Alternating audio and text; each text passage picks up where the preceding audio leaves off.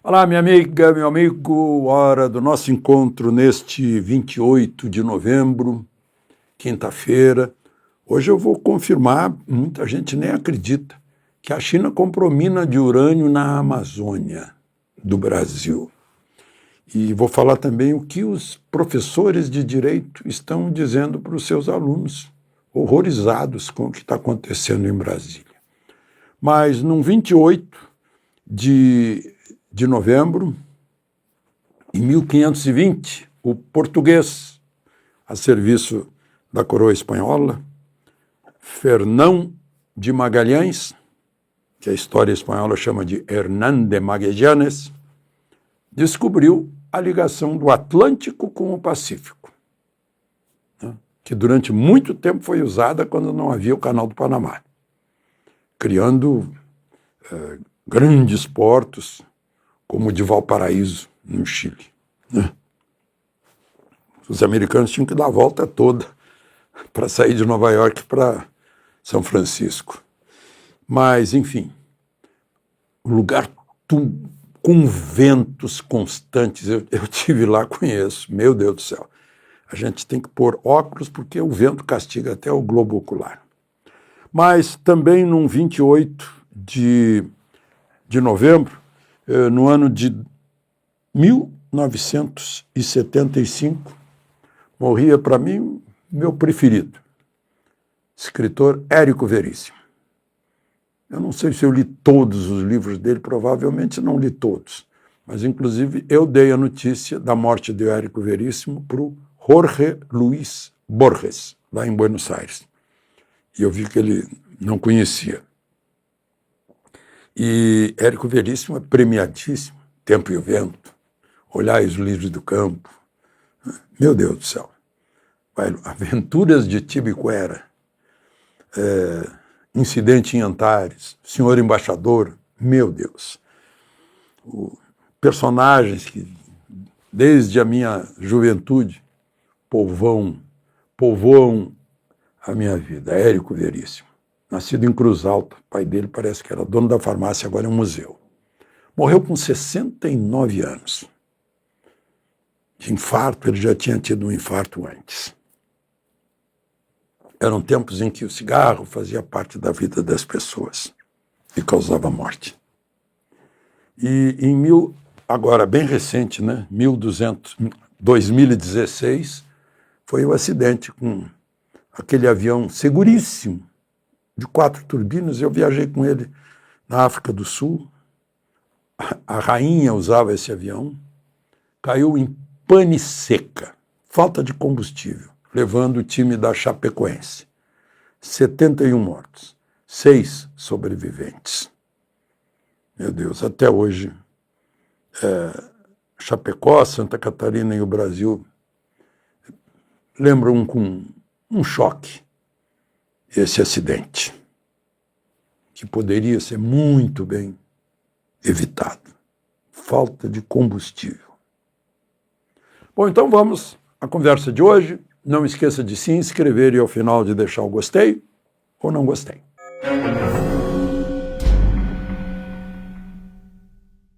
Gente, olha, pessoas importantes me ligam para perguntar se é verdade, porque é inacreditável a venda de uma mina de urânio para os chineses, anunciada dias depois que Xi Jinping passou um dia inteiro no Palácio Alvorada com o presidente Lula.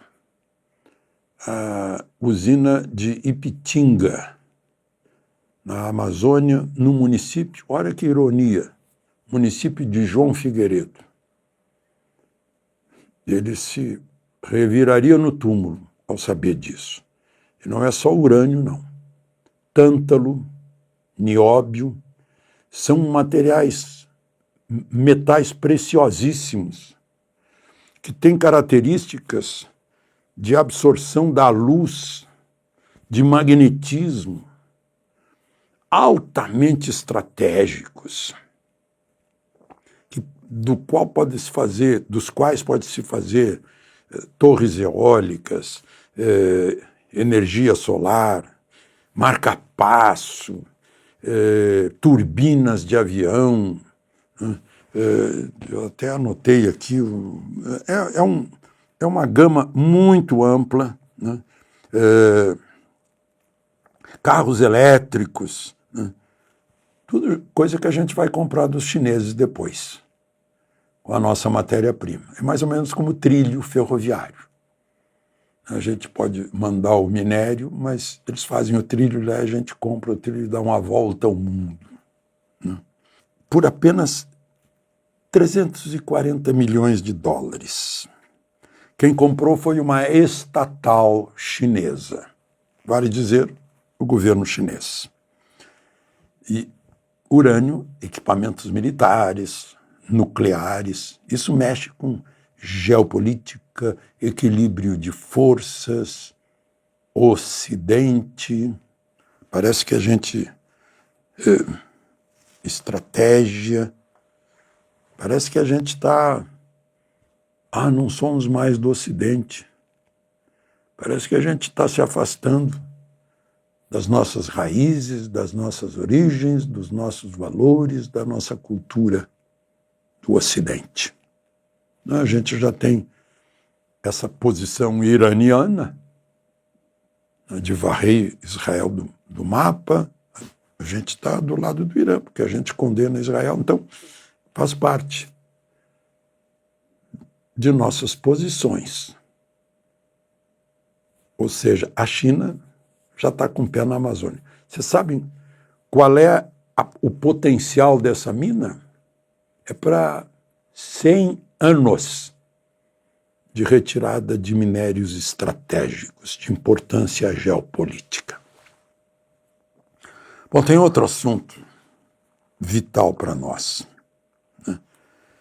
Vamos ter eleição em 2026. Hoje de manhã houve na Câmara dos Deputados uma audiência pública sobre contagem pública de votos. É óbvio, é o que está implícito, ordenado nas características do Estado brasileiro em todos os seus níveis, no artigo 37 da Constituição. Tem que ser público.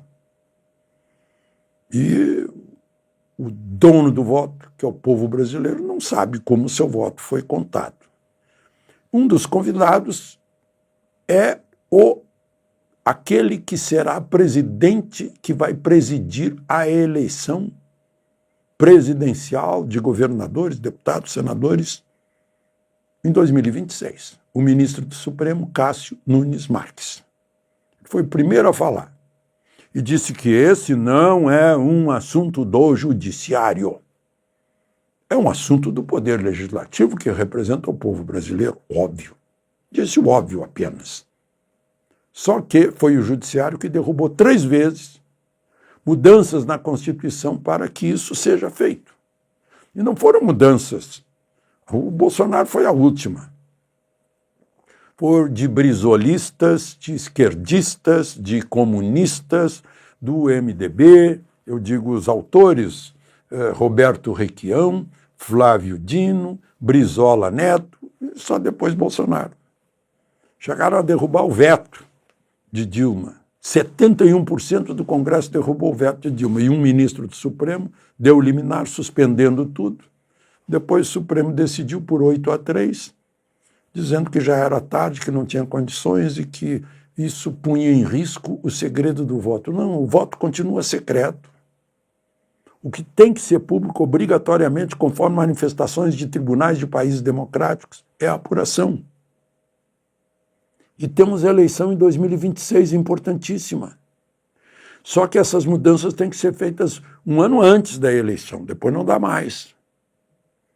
E essa dúvida é que provoca manifestações como 8 de janeiro, essa história aí de querer o 142 de militares, a eterna dúvida, a desconfiança, o choque, a cirra, os ânimos. Tomara que nunca os ânimos, os cérebros, as cabeças quentes armem as mãos. Tomara que nunca.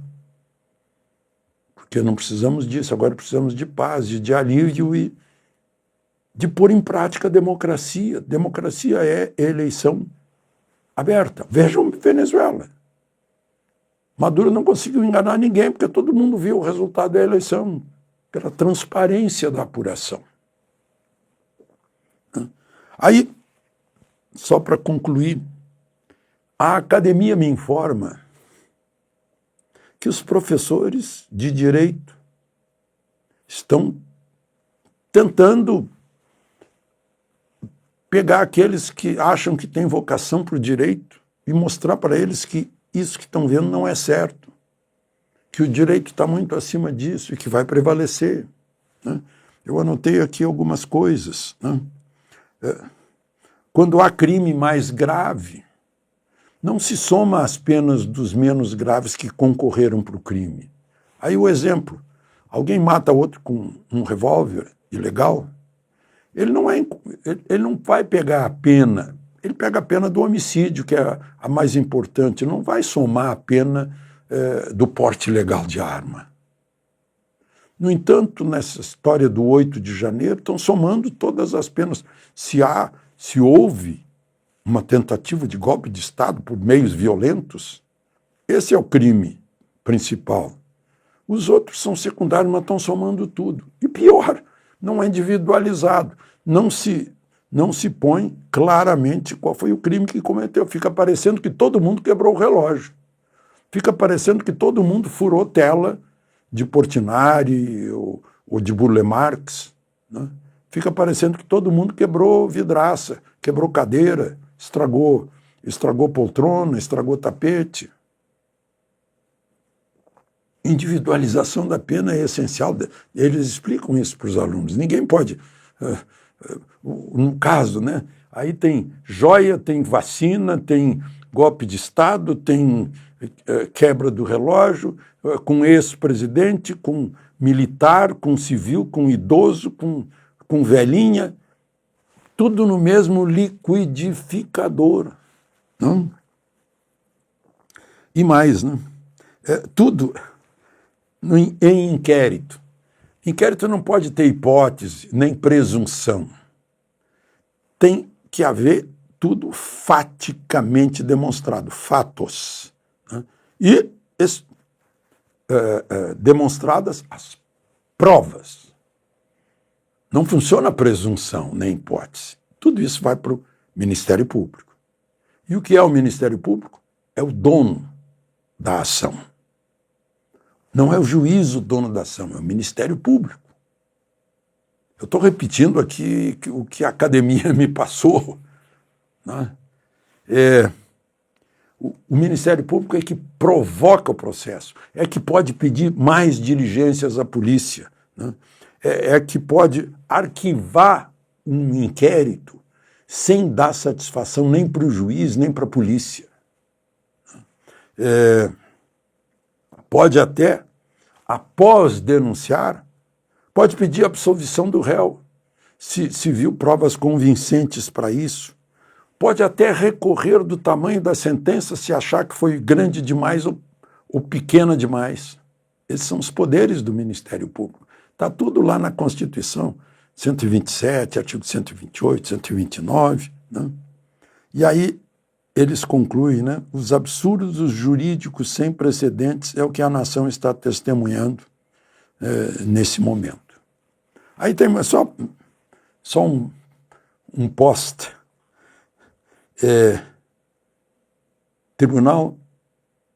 Superior Tribunal Militar, o STM, de tanta história gloriosa, de tanta altivez em tempos do governo militar em que agiu com equilíbrio para evitar arbítrio e manter a justiça. Agora sai uma nota assinada pelo seu presidente, Tenente Brigadeiro Joseli Camelo, mostrando que o tribunal está à margem dos acontecimentos envolvendo os militares da ativa, porque diz que se eles forem condenados a penas superiores a 2 anos, serão submetidos a julgamento ético na justiça militar. Ou seja, virou Conselho de Ética. De Brasília, Alexandre Garcia.